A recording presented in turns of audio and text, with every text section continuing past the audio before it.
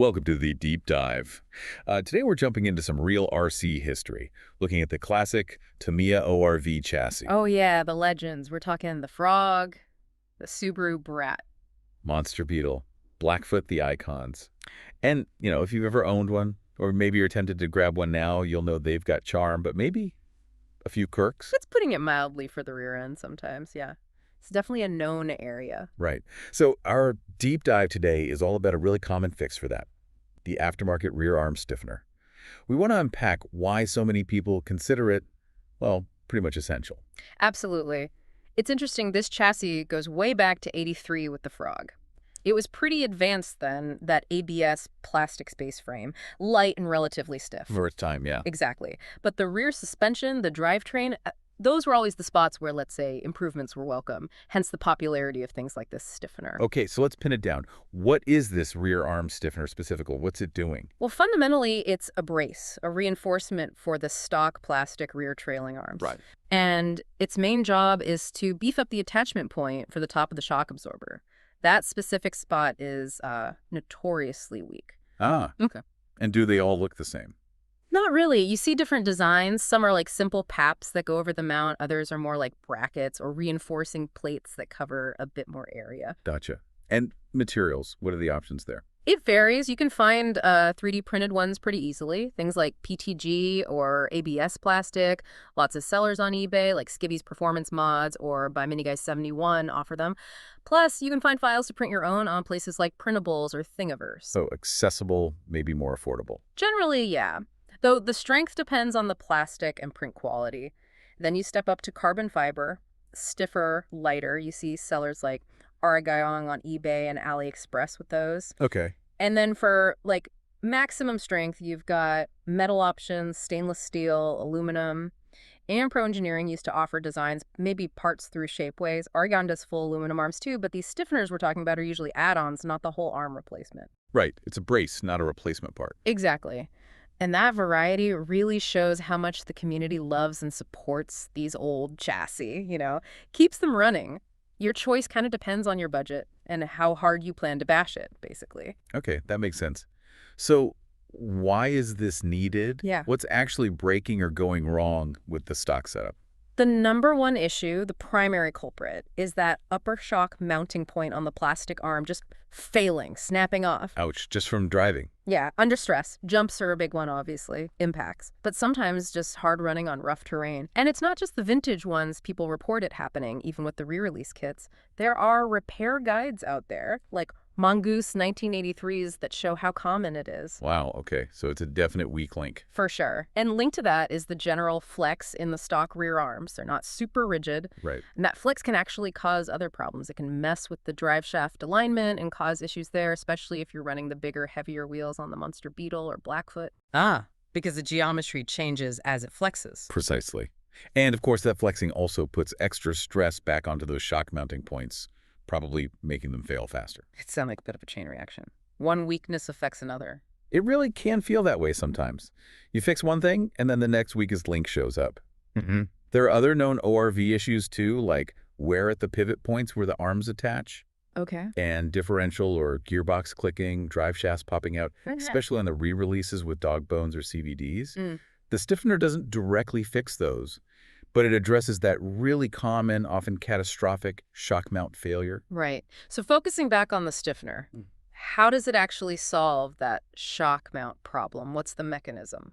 Well, primarily it spreads the load. Instead of all the shock force concentrating on that one little bit of plastic around the screw hole, the stiffener distributes it over a much larger area of the arm. Okay, load distribution. Yep.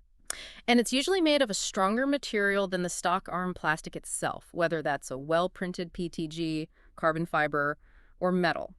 Some designs, like the Amen Pro ones, cleverly use the lower mounting hole on the arm too, creating a kind of triangulation for even more strength. Ah, interesting. Extra bracing. Exactly.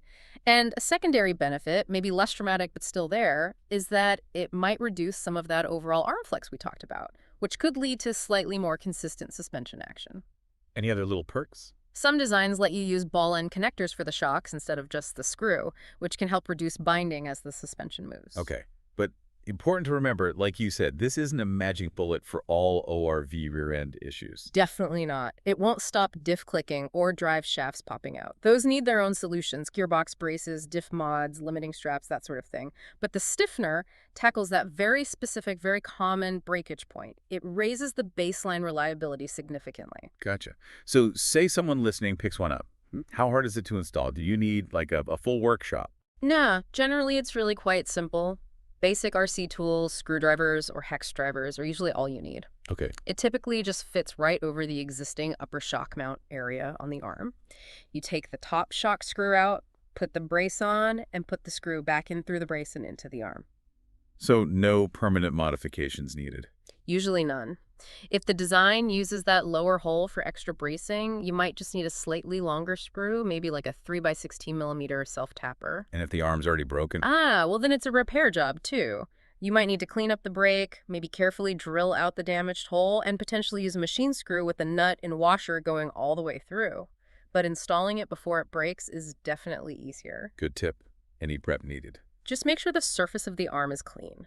Sometimes, depending on the print or part tolerance, a tiny bit of sanding on the arm or the stiffener might help it sit perfectly flush. AM Pro mentions this in their guide. Then just tighten the screws so it's snug and doesn't move. Don't over-tighten and strip the plastic, though. All right, standard RC practice. Sounds pretty manageable. Yeah, most people should find it pretty straightforward. Check if the seller provides instructions. AM Pro even has a video guide, which is helpful. Okay, so you've installed it. What's the payoff? What difference does it really make to performance and, crucially, durability? The durability improvement is honestly dramatic. That specific shock mount failure mode, it basically gets eliminated. You go from worrying about it every run to, well, not worrying about it. That sounds significant. It is. Vendors make big claims, better than new, never break that mount again. And honestly, user feedback really seems to back that up. It just makes the rear suspension vastly more robust. And performance-wise, does it handle better? Directly. Maybe not a night and day handling change, but indirectly, yes. Because your shocks are now securely mounted and actually doing their job properly run after run, the consistency of the performance improves. The suspension works as designed, without the mount failing halfway through a run. So it lets the car perform reliably, especially under stress. Exactly. You'll notice it most when you're pushing it rough ground, jumps, that kind of thing. Maybe that slight reduction in arm flex helps a tiny bit with predictability, too. But the main gain is sustained performance because things aren't breaking. It just increases the trustworthiness and capability.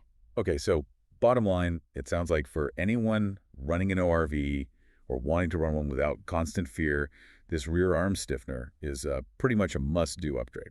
I'd say so, yeah. For the relatively low cost and effort, it solves such a fundamental and frustrating weak point. It really extends the enjoyment you can get out of these fantastic classic buggies and trucks. Highly recommended. It definitely seems like a wise investment to keep these icons rolling.